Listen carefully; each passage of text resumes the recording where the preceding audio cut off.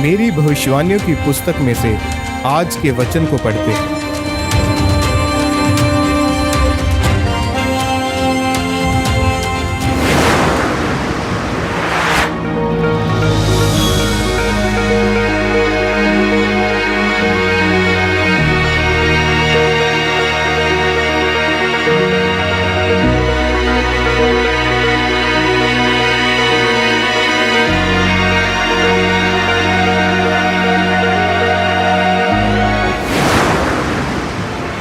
सुसमाचार फैलाना और रूहों को बचाना, जैसे कि पवित्र बाइबल में प्रेरितों के काम उसके दूसरे अध्याय की पहली और दूसरी आयत में लिखा है। जब पेंतेकोस्त का दिन आया तो वे सब एक जगह इकट्ठे थे और एकाएक काश से बड़ी आंधी की सी सनसनाहट का शब्द हुआ और उससे सारा घर जहाँ वे बैठे थे गूंज गया। मेरे प्रियो, बाइबल में जो पेंतेकोस्त का त्योहार का जिक्र है, उस दिन फसल की शारीरिक कटनी का त्योहार मनाया जाता था। परंतु जब उस दिन 120 लोगों पर पवित्र आत्मा उतरा तो परमेश्वर ये बताना चाहते थे कि इस शारीरिक कटनी को मैं आत्मिक कटनी में बदलता हूँ। अब जाओ और आत्मिक फसलें, लोगों को सुसमाचार सुनाओ और आत्मिक रूहें बचाओ। लोगों को बताओ कि मैं जी उठाऊं और मैं सब कुछ करने की सामर्थ रखता हूँ। यीशु मसीह कोई धर्म बदलने नहीं आए, बल्कि हमें बहुतायत का जीवन देने आए हैं। हमें ये सुसमाचार लोगों तक पहुँचाना है। सबसे जरूरी है कि परमेश्वर के सामने आपका रिकॉर्ड होना चाहिए कि आपने कितनी रूहें बचाई हैं, ताकि जब आप मुसीबत में हो तो परमेश्वर के सामने प्रार्थना कर सके कि आपका रिकॉर्ड चेक किया जाए। बाइबल में लिखा है कि कुरनेलियस की प्रार्थना और दान याद किए गए। वह एक दिन का दान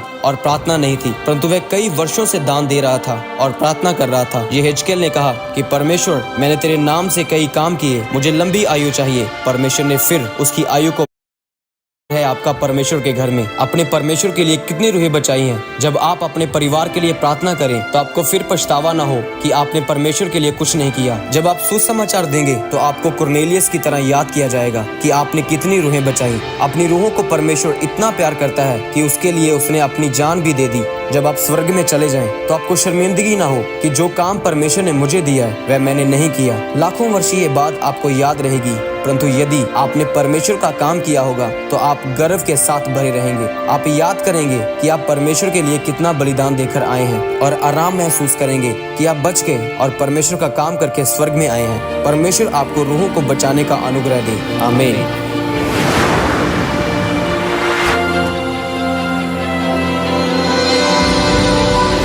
क्या आप जानते हैं, पौलुस और सिलास जब बंदी गृह में थे तो उन्होंने अपनी बंधुआई में